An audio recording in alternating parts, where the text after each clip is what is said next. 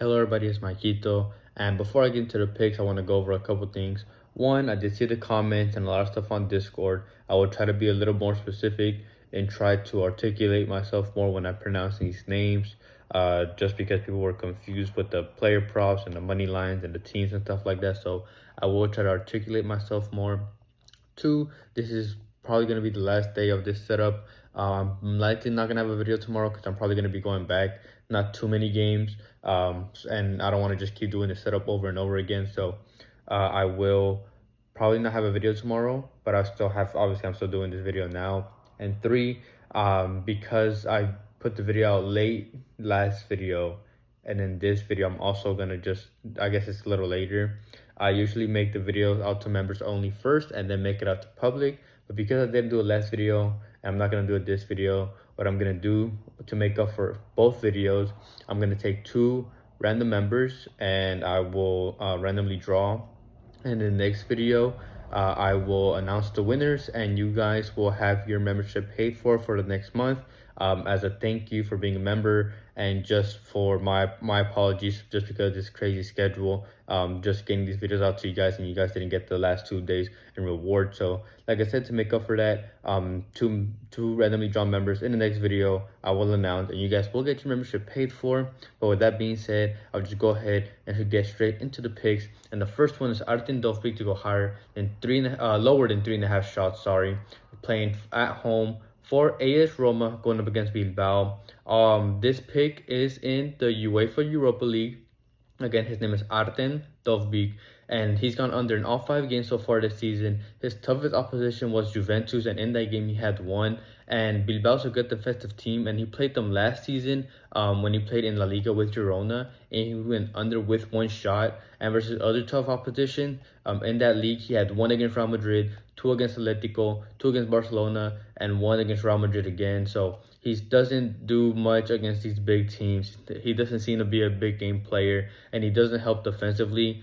So whenever he needs to get the ball, he needs to rely on his teammates passing him the ball and sending him through balls and stuff like that. And Bilbao also play offside traps, so he's going to be at a big disadvantage. And he already, like I said, doesn't do good against tough defensive opposition. He didn't hit over against them last season, and other tough opposition teams, he didn't do good. And because Bilbao plays offside trap, is also good for us because he's not good at his offside awareness. He doesn't keep track of where he is, and he gets caught offside a lot, so it's going to play good into Bilbao's hands.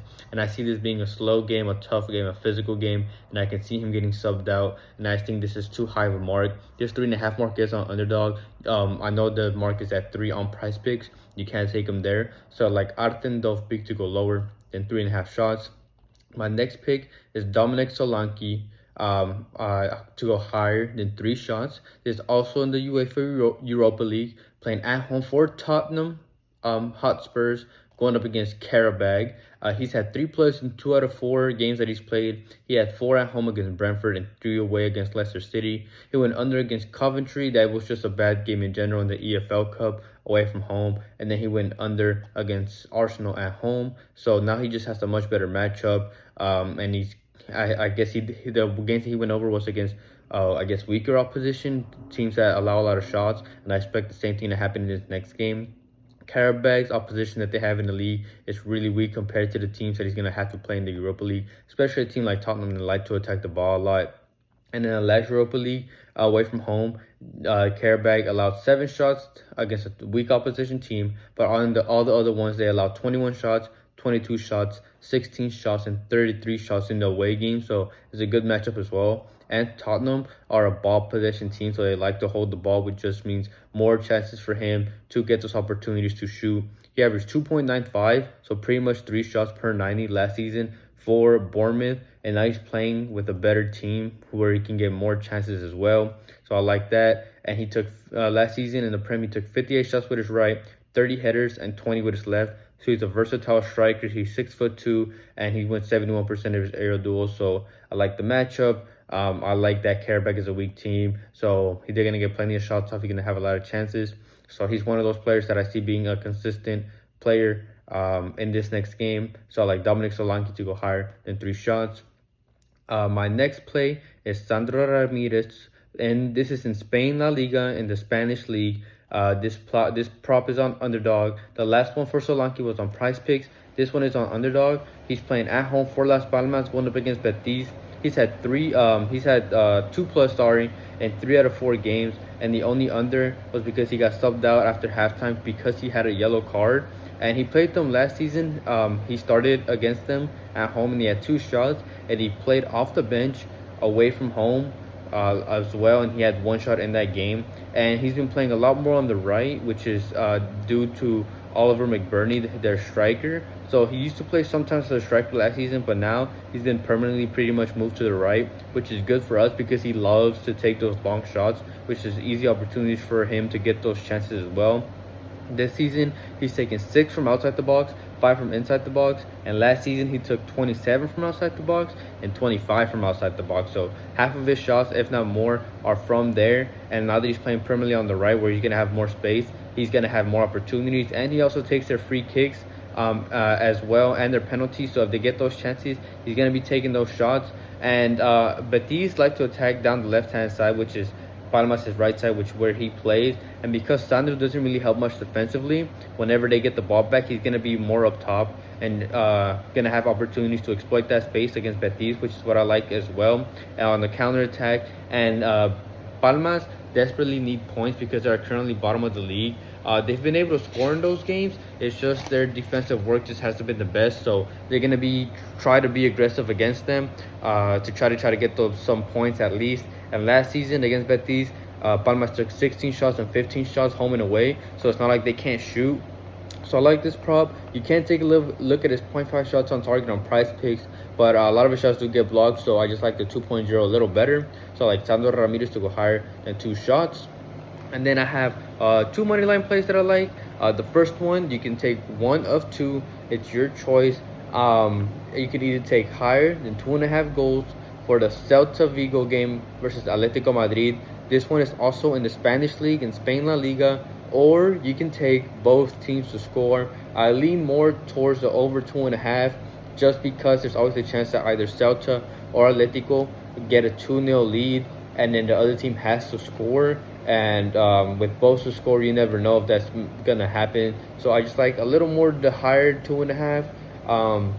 But Celta have gone over the 2.5 mark in all 6 games this season. Their games have had 3 goals, 4 goals, 7 goals, 5 goals, 4 goals, and 4 goals. So when it comes to going over this mark with 3, they've only had 3 in one of them. The other 5, they've gone way over that mark as well. They've been good in the attack, which is why they've been able to score, but they've also been bad in defense and have been conceding a lot of goals, which is what I like. And Atletico have gone over this mark in 4 out of 7 games and have conceded in 2 out of the 3 away games that they've played so far, which is really the main reason that I see this prop hitting, because they're playing away and they concede more. Celta is going to be able to take advantage of that good attack that they've had so far this season, which is what I like. And this prop hit in 1 out of the 2 games that they played against each other last season. Atletico has scored 12 goals in 7 games, while Celta have scored 14 and 6. So both teams have been in form in the attack, and I feel like this is juiced this way because they believe that this game is going to be a lot slower, and which is why you're getting more value. But I like that you're getting this value here. Both teams have been doing good in the attack. It's 2 informed teams, so I like this. I like the higher than 2.5 goals for the Celta Vigo versus Atletico Madrid game in Spain La Liga, or you can take both teams to score. And then my second play is in the UEFA Europa League, and it's Eintracht Frankfurt. Frankfurt is F-R-A-N-K F-R-U-T. Their first half 3-way money line against Victoria Plzen. This prop has actually hit in 3 out of 4 games this season. The only game that it didn't hit was away from home to Dortmund, but this has actually hit in both games that they've played at home this season. They have a good striker partnership this season that has been working with Etiquette and Marmouche, and they're just a better team in my opinion, and I trust them more. Plzen has been playing in a much weaker league, and their opposition is much weaker compared to a team like Eintracht Frankfurt. And they had an easy Conference League table last season, so they were able to pass. Even their groups, when they got out the group, they played Survey, so they still had an easier group or easier matchup. And then when they finally played a decent European opposition in Fiorentina, they got eliminated. They were able to keep them scoreless at home, but when they played away, they lost 2-0. And now they're playing away to Eintracht Frankfurt, so I feel like it's going to be a wake-up call for them. And I see Frankfurt getting a lot of chances, and they've been doing well when it comes to scoring in the first half. So I know I feel good about Plzen not scoring. It's just whether Frankfurt scores, and I believe they will. And I also say that because Frankfurt have had good defensive signings with Christensen and Theate, and they have a good center back partnership that worked last season with Tuta and Kosh. And then their goalkeeper Kaua had a man of the match performance in his first start after the Kevin Trapp injury at home against Mönchengladbach, in which he had, I believe, like 7 saves. So they have a good defense. They have a good attack that's been working so far this season. So I like this prop. I like the Eintracht Frankfurt first half 3 in money line going up against Victoria Plzen. So those are the picks I have for you guys. Quickly going over last video's picks. Out of the 3 player props, 2 DMP'd. Which I can't control that. It's a Europe, and this is a newer European competition, so I'm not sure how the teams are playing. And then the one that did play was Ruiz, and he didn't take a single shot. So I mean, if you pair them together with the other place, you would have just got a refund. So it wasn't that bad. But the money lines, I just keep continuing to crush those. Another 2-0 money line sweep. So I believe we're like on a 12-1 run when it comes to money lines over the last 4 or 5 videos. So hopefully we can carry the money line momentum into the next game. Hopefully we don't have any DMPs when it comes to player props. I probably will not have any added picks as well, just like last video, because like I said, I'm with my family. As I'm recording this, I'm going to wake up at like 5 in the morning to try to get ready for her actual graduation. Yesterday was our family day where we get to spend time with her, and tomorrow's her actual graduation. So I'm going to try to get some rest. Hopefully everybody has a good night, a good day. And remember, members, next video will draw 2 people and you will get your membership paid. But I hope everybody has a good night, a good day, and we can all cash out tomorrow.